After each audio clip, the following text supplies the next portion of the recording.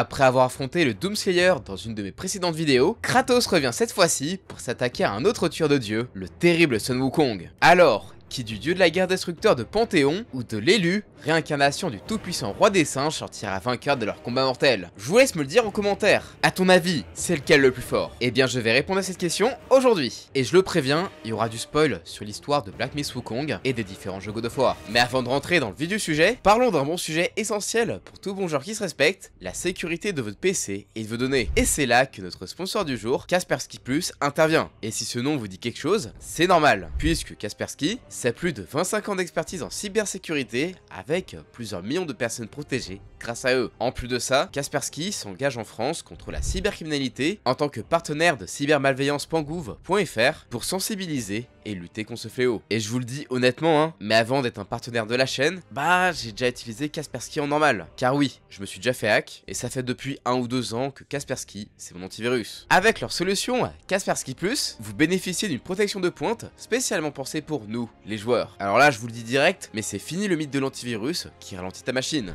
Ici, c'est tout le contraire, puisque Kaspersky Plus optimise les performances de ton PC tout en t'offrant une sécurité maximale. Et franchement, quand t'es en pleine session hyper intense, genre sur Marvel Rivals, c'est vraiment indispensable. Grâce à Kaspersky Plus, tu peux naviguer en toute sécurité grâce à leur antivirus en temps réel, sécuriser tes connexions avec un VPN illimité et ultra rapide, et effectuer tes achats en ligne sans risque grâce à leur protection dédiée au paiement. Et si comme moi, tu dois gérer plein de comptes différents, leur gestionnaire de mots de passe est l'outil idéal pour ne pas te mélanger les pinceaux tout en ne perdant pas tes précieux codes. Avec Kaspersky Plus, tu peux aussi dire adieu aux fuites de données et aux jeux qui lag grâce à leur optimisation gaming. Kaspersky Plus te protège même en cas de cryptojacking, faisant de ton PC un monstre de sûreté. Et le meilleur dans tout ça, c'est le prix. Grâce à leur offre actuelle, profitez de moins 70% sur les 12 premiers mois, soit 15,99€ au lieu de 54,99€. Si on reporte tout ça mensuellement, c'est littéralement le prix d'un café par mois pour sécuriser votre PC et booster vos performances. Alors du coup, vous attendez quoi? Cliquez sur le lien en description pour profiter de cette offre incroyable et sécuriser votre PC dès maintenant. Quant à moi, je les remercie chaleureusement pour leur soutien et je retourne à nos duels épiques. C'est parti!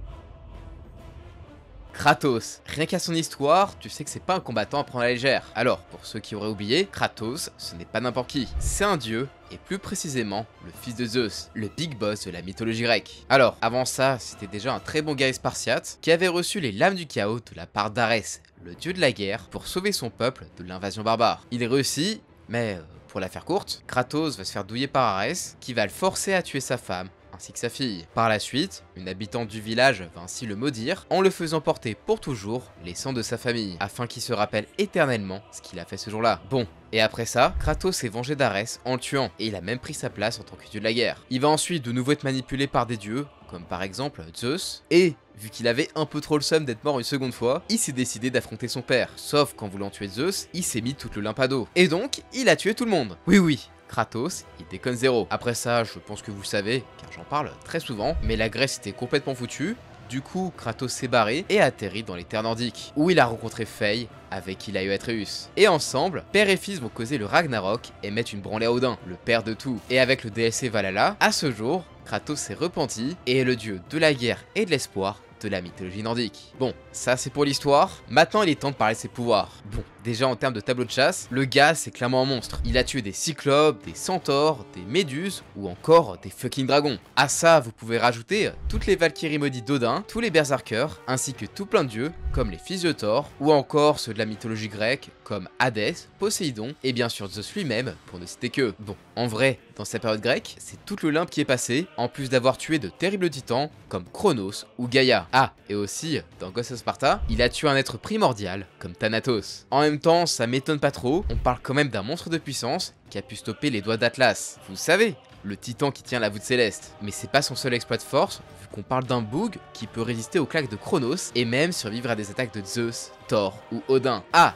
et crois pas qu'il se soit ramolli, vu qu'il peut retourner un temple entier et il a pu pousser le mécanisme pour bouger le pont du lac des Neufs, qui faisait, selon le créateur du jeu, plus d'1 774 000 tonnes. Oui, c'est beaucoup. En plus d'être résistant physiquement, le Kratos, il est même à un niveau plus ésotérique on va dire, vu qu'il peut même empêcher son âme de se faire absorber. Et en plus, il a un facteur autoguérisseur. Et puis bon, la mort, ça le connaît, il est déjà allé en enfer, et même dans les Champs-Élysées où il a pu retrouver sa fille. Mais il a fini comme à chaque fois par revenir. En plus de sa puissance et de sa résistance abusée, ce qui fait de Kratos le monstre qu'il est, c'est aussi son équipement. Bon, déjà, il y a ces iconiques lames du chaos qui peuvent brûler même en enfer et produire un feu pouvant déclencher la transformation de Surtur afin qu'il puisse causer le Ragnarok. Lors de sa période grecque, il avait les lames d'Hadès qui, en plus d'enlever l'âme de ses ennemis, peuvent invoquer des serviteurs des enfers. Alors ok, c'est plutôt fort, mais ça ne vaut clairement pas sa lame de l'Olympe dans laquelle Kratos a déjà insufflé toute sa puissance divine. Dites-vous qu'avec cette arme, Zeus a annihilé une armée entière d'un simple geste. Et du côté de Kratos, il a pu tuer des titans. Alors autant vous dire qu'avoir comme équipement défensif un truc comme la toison d'or qui peut bloquer presque n'importe quelle attaque, dont celle-ci, c'est assez ouf quand même. Et ça, c'est sans parler de son attirail nordique. Non, parce qu'il a encore des armes bien OP. Genre, sa hache Léviathan, c'est un délire tout ce qu'elle peut faire. Non seulement elle peut geler instantanément ses ennemis, mais en plus elle peut envoyer de larges attaques de zone, ou même faire des espèces de Kamehameha de glace à distance. De quoi permettre à Kratos de faire armes égales avec Thor et Mjolnir, au point de carrément pouvoir geler un éclair, généré par le dieu du tonnerre. Et ça, c'est quand même un sacré exploit. Ajoutez à ça sa nouvelle arme, qui est la lance Draupnir, qui peut invoquer plein de lances et les faire exploser à distance. Et là, vous comprendrez pourquoi les dieux nordiques aussi, ils en ont chié contre lui. Non, sérieusement, cette lance était si rapide qu'elle a pu surcharger Heimdall, lui qui peut normalement lire les pensées pour tout esquiver. Et d'ailleurs, il va aussi récupérer l'épée d'Heimdall, qui est bien pratique, vu qu'elle permet de ralentir le temps. Ouais, c'est plutôt pas mal. Après, Kratos a plein d'autres tours dans sa manche, comme les aises de Némée, avec lesquelles il a explosé Hercule, l'arc d'Apollon, qui est un petit peu le dieu du tir à l'arc quand même, les bottes d'Hermès, le plus rapide des dieux, les fouets de Némésis qui font la foudre, l'épée du roi Berserker qui auto-attaque, ou encore des têtes coupées qu'il utilise comme équipement. Oui, ce grand malade de Kratos n'hésite pas à s'en servir à son avantage. Oui, lui, il en a rien à foutre de profaner les corps de différents dieux. C'est comme ça que tu le vois se servir de la tête d'Hélios, qui, je le rappelle, est capable d'illuminer instantanément un royaume aussi grand que les enfers, qui est infini en plus, ou se servir de la tête de Mimir pour lui dire qu'il y a des ennemis derrière lui, en plus d'être très utile pour envoyer du Bifrost. Mais au cas où tout ça ne suffit pas, notre poteau Kratos peut en plus bien se power up. Et oui, puisqu'avec sa rage spartiate, il devient non seulement bien plus fort physiquement, mais en plus il peut se régénérer, et ce, même après une grosse attaque. Après bon, ça vaudra jamais son power-up de l'espoir, sans lequel il aurait peut-être sûrement jamais battu Zeus, mais bon, ça arrivait qu'une fois. Parce que oui, je sais que c'est très difficile à admettre quand on est fan de Kratos, mais c'est bien grâce à ça qu'il est passé du statut de poupée de chiffon pour le dieu des dieux à véritable bourreau de l'Olympe, capable de l'achever à main nue. Alors oui, depuis, Kratos est en effet plus vieux, mais il n'est pas plus faible pour autant. Désormais, il a beaucoup plus d'expérience et de recul sur tout ce qu'il a fait par le passé. Et on peut dire que ça fait de lui un espèce de guerrier sage, qui n'utilise toute sa puissance que lorsque c'est nécessaire. Et croyez-moi, face à un ennemi comme Sun Wukong, là, toute sa force, et même plus encore, il va en avoir besoin. D'ailleurs, si toi aussi tu vas avoir la force de terrasser des ennemis aussi puissants, c'est simple. Il te suffit de t'abonner à la chaîne et d'activer la cloche des notifications. Avec ça, tu peux être sûr d'être prêt face aux pires monstres, personnages et univers de la pop culture. Merci de ton soutien.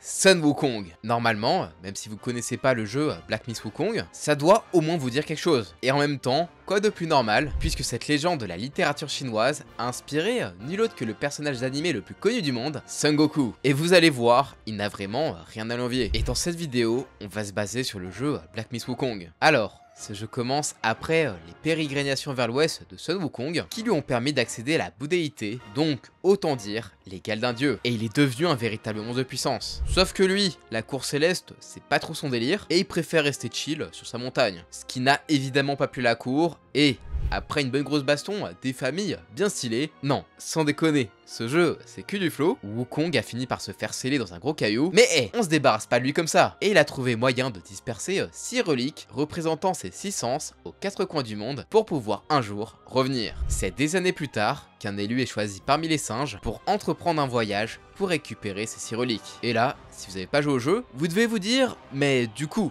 c'est Wukong qu'on prend en compte ou bien c'est ce mec là, cette espèce de random? Eh bien en fait, c'est les deux, puisqu'à la toute fin du jeu, spoiler alert, on apprend que notre ami singe, là, bah en fait, c'est lui aussi une relique, l'esprit de Sun Wukong, et donc qu'il en est la réincarnation depuis le début. Et franchement, Quand on voit tous ses pouvoirs et toutes les merdes qu'il a défoncées au fil de son périple, fallait un peu s'en douter. Déjà en termes de capacité de combat basique, l'élu c'est déjà pas qu'un simple random. Déjà avec son bâton qui change de taille à volonté, il a largement de quoi bien te marave la gueule. Une arme à la portée variable qu'il couple avec son agilité simiesque et sa force pour fracasser ses ennemis sans trop de problèmes. Ah, je vous jure que quand il se la joue pole dancer, il devient une vraie tornade de coups. En plus, il suffit qu'il charge un peu son attaque et des ennemis basiques comme les gailles, il en fait de la charpie. Et n'imagine pas que tu peux te le faire avec des flèches à distance, puisqu'il lui suffit de faire tournoyer son fichu bâton pour détruire les projectiles qu'on lui renvoie. Et ça, c'est juste avec des bâtons normaux, puisque notre élu, là, au cours de son voyage, il en a chopé des reliques ultra pétées, genre un bâton électrique qui peut te faire tomber de la foudre dessus, un bâton enflammé qui crame tout sur son passage, un autre qui te tire des épines dessus quand il tape fort, un autre encore qui t'envoie un dragon électrique dessus te taser la gueule, ou carrément une lance qui shoot plein de dizaines d'épées en mode mitraillette. Non, mais sérieusement, c'est quoi cette armurerie de malade là? Sauf que c'est pas tout. Il est élu. Au fil de son périple, il va aussi débloquer des pouvoirs sacrément utiles. Avec sa maîtrise du mysticisme, il est par exemple capable d'immobiliser des ennemis pour un certain temps, histoire d'en profiter pour les défoncer. Ou alors, il peut tracer un cercle de feu autour de lui, l'immunisant au froid et augmentant sa régénération, histoire d'être bien préparé au combat. Sinon, il peut également activer un lien mystique pour booster considérablement son attaque, de quoi faire de lui une menace encore plus redoutable. Et comme ça suffisait pas, l'élu est également capable d'altérer son propre corps grâce à ses pouvoirs. Ainsi, il est capable de créer un leurre de lui-même afin d'esquiver en devenant presque invisible et fait de brume, ce qui est parfait pour se barrer ou attaquer en traître. D'ailleurs, même si toi tu l'attaques en traître, bon courage pour faire des dégâts, sachant qu'il peut altérer son corps pour devenir aussi solide que la roche. Ouais, rien que ça. Après, même si certains ennemis sont capables de briser cette couche rocheuse avec une grosse attaque, ils vont moins faire les malins quand il va se servir de ses poils pour générer des clones de lui-même. Oui, en mode Naruto. Parfait pour attaquer en masse sans que l'élu n'ait à faire quoi que ce soit. D'ailleurs, même s'il est vaincu, il a aussi la possibilité complètement dingue d'utiliser l'un de ses poils pour créer un double de lui-même qui va basiquement prendre sa place en tant que réincarnation. Ouais, avec ça, le Boog est immortel. Immortel et métamorphe aussi. Mais un level qui a de quoi rendre jaloux le petit Pokémon rose. Je vous jure, il peut changer en tout. Que ce soit en pêche, en insectes ou, plus grave encore, ses ennemis. Au total, c'est pas moins de 10 monstres complètement différents que notre ennemi peut singer. On a celui fait de roche qui t'écrase avec sa tête, le moine de fer qui t'attaque avec ses tentacules qui inflige des dégâts de glace, le tigre-yin et son énorme lame pour bien te trancher comme il faut, ou un Guaira armé d'une épée pour te découper, en plus de cracher du feu, parce que bon, pourquoi pas hein. Et il y a aussi cette espèce d'humanoïde à tête de verre qui tape comme un zombie et envoie du poison, ce Guai cheval bipède qui te met des coups de fouet électriques, ou encore le chef des macaques et son épée longue et gelée. T'as aussi une transfo en Guai bien stylé qui tabasse avec son arme enflammée et gagne en concentration à chaque coup, ou bien Longue Jaune et ses lames électriques qui peuvent s'avérer plus que fatales. Après, tu peux aussi faire plus simple avec le singe de pierre. Là, il est immunisé à l'électricité et au poison, en plus de convertir la glace et le feu en puissance et de pouvoir utiliser ses sorts de sa forme de base. Mais attendez, c'est pas tout! Non, parce qu'en plus des transformations en Guai qu'il utilise pour se battre, il y a aussi les capacités d'esprit qui lui permettent en plus de se transformer en plein d'esprits différents pour lancer leurs attaques signature. C'est donc 57 transformations en plus ajoutées à son répertoire. Alors, évidemment, comme il y en a vraiment beaucoup trop, je vais pas toutes vous les faire. Je vais juste vous parler de celles que je trouve les plus abusées. Et franchement, dans l'eau, t'as vraiment tout. Des esprits pour tabasser des ennemis, même avec des dégâts zones, d'autres pour infliger des dégâts élémentaires, et d'autres qui filent à l'élu un beau gros passif. T'as par exemple cet esprit armé d'un bâton qui va créer une zone dans laquelle l'attaque de l'élu est améliorée tout en augmentant considérablement sa jauge de mana, histoire qu'il puisse en plus enchaîner les sorts. Sinon, t'as aussi l'esprit qui te transforme aléatoirement, soit en grenouille qui crache de la foudre, de la glace, du poison, du feu et la roche. Mais le plus abusé, c'est clairement cette espèce de gros bébé bleu qui met des giga coups de tête dévastateurs, en plus de considérablement augmenter la défense de l'élu. Ouais, je sais, il paie pas 1000 comme ça, et on l'obtient en premier, mais c'est clairement celui qui fait le plus de dégâts, en plus de son super passif de défense. Vous l'aurez compris, cet élu là, il est complètement craqué en termes de puissance. Et ça, on le voit bien avec son palmarès de pas moins de 110 boss vaincus. Oui,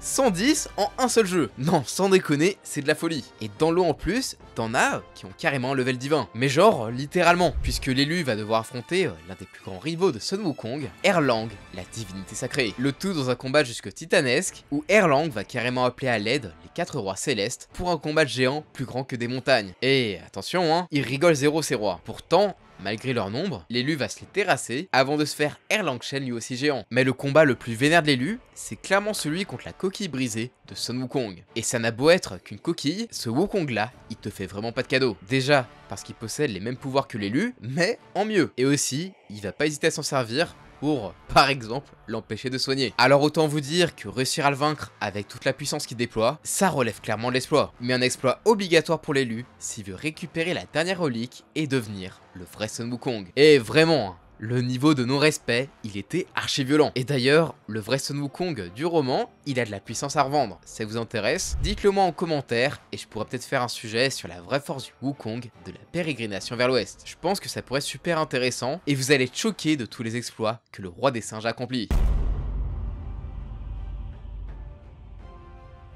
Alors, qui serait vainqueur dans un combat à mort entre Kratos et Sun Wukong, le tueur de dieux grec et nordique contre le roi des singes? Eh bien, c'est ce qu'on va voir. Déjà, en termes de force, on est vraiment face à deux gros poids lourds. Kratos peut soulever des temples sans problème, et résiste même à la force de titans comme Atlas ou Chronos, ce qui est déjà très impressionnant, mais Sun Wukong aussi n'est pas en reste. Et oui, cette fois-ci, je dis bien Sun Wukong et pas l'élu, car à la fin du jeu, c'est ce qu'il devient en récupérant son esprit, et donc sa mémoire, son expérience de combat, et tout ce qui va avec. Et en tant que Sun Wukong, ce singe il en a de la force, puisque ce bâton là, avec lequel il se bat et qui fait virevolter partout, bah en fait, il fait exactement 7960 kg, soit presque 8 tonnes, qui loge au calme au creux de son oreille. Et là où dans God of War, c'est Kratos qui se bat pour égaler la force d'un titan, dans Black Myth Wukong, c'est toi le titan, avec une force assez colossale, pour transformer toute une chaîne de montagne en ta nouvelle arme, pour défoncer un ennemi tout aussi titanesque, avant de lui jeter un bloc de roche qui doit bien faire la taille d'un gros département. Donc en termes de force, pour moi, ils sont équivalents, dans le sens où elle est complètement inquantifiable pour les deux. Niveau vitesse, ok,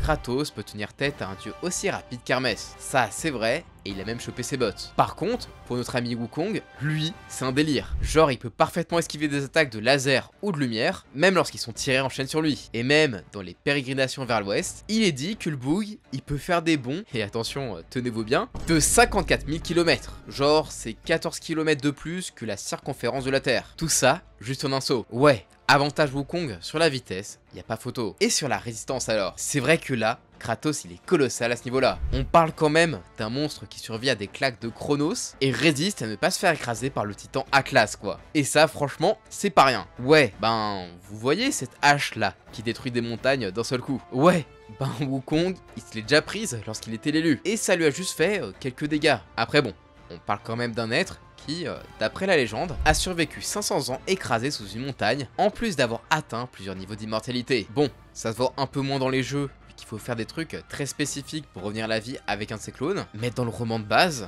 Wukong, il est juste immortel. Donc autant vous dire qu'à ce niveau-là, même Kratos, il fait vraiment pas le poids. Après vous allez me dire, non mais après, tranquille, Kratos avec son équipement, il peut reprendre le dessus. Alors oui, mais en fait, non. Certes, Kratos a plein d'équipements très utiles, comme ses lames du chaos ou d'Hadès, ou encore la lame de l'Olympe qui peut achever un titan. Après, t'as également sa hache qui jette des éclairs de Thor, ou bien encore l'épée d'Heimdall qui ralentit le temps. Donc parmi tout ça, il y a bien un truc pour niquer Wukong, non? Ben non en fait. Déjà, pour tous les trucs, genre invoquer une armée, bah ça va pas trop aider Kratos. Genre ça sert à rien face au clone de Wukong. Déjà, parce qu'ils ont toute la même force que lui et les mêmes capacités, donc on n'est pas dans le cas de Tenchian qui divise sa force, mais aussi parce qu'il peut en invoquer jusqu'à 85 000 d'après le roman. Et pour tous les effets un peu spéciaux, il aura forcément un contre, soit avec sa magie, soit avec l'une de ses armes, ou de ses nombreuses transformations. Des transformations que ses clones aussi peuvent faire d'après le roman. Alors autant vous dire que ce singe, il va juste se cloner 85 000 fois, et le buter comme ça, juste pour le ridiculiser. Aussi fou que ça puisse paraître, Kratos, même avec les pouvoirs de l'espoir qui l'ont permis de tuer Zeus, il ne pourrait rien faire contre Sun Wukong. Tout simplement parce que c'est un être au-delà des dieux. Genre vraiment, Zeus, il se torche avec. Le roi des singes est un adversaire bien trop polyvalent, qui peut sans problème trouver un moyen de le dépasser, que ce soit en nombre, en puissance pure, ou juste en se transformant dans la forme adéquate, comme il a pu le faire face à Erlang Shen. Et surtout, le problème pour Kratos, c'est qu'il peut pas simplement tuer son adversaire pour gagner, vu qu'en fait, c'est impossible. Il doit trouver un moyen de le battre autrement, genre par exemple en le scellant. Et là encore, c'est qu'une solution temporaire. La preuve, il a bien été scellé dans un gros caillou, mais il a trouvé un moyen de se réincarner via différentes reliques, sans même avoir porté le bandeau qui retient sa vraie force. Ah oui, parce que je l'ai pas dit, mais Wukong, c'est un peu comme Kenpachi dans Bleach. Il est constamment nerfé. Mais bref, tout ça, c'est que dans la vraie fin, et ce Wukong est sûrement bien plus pété que le roi des singes de base, dont les capacités étaient un peu nerfées par ce bandeau. Donc ouais, vraiment, Kratos, il a juste aucune chance. Il se fait laver matin, midi et soir. Et le pire, c'est que là, j'ai majoritairement pris des fils du jeu. Parce que si on se basait vraiment sur les pérégrinations vers l'ouest, je pense que là, le Kratos, il ferait vraiment pas long feu. Et genre, il meurt en 3 secondes. Après tout, on parle de Sun Wukong, l'un des personnages mythologiques les plus puissants qui existent. Et ce, même en termes d'impact culturel. Après tout, sans Sun Wukong, pas de Son Goku,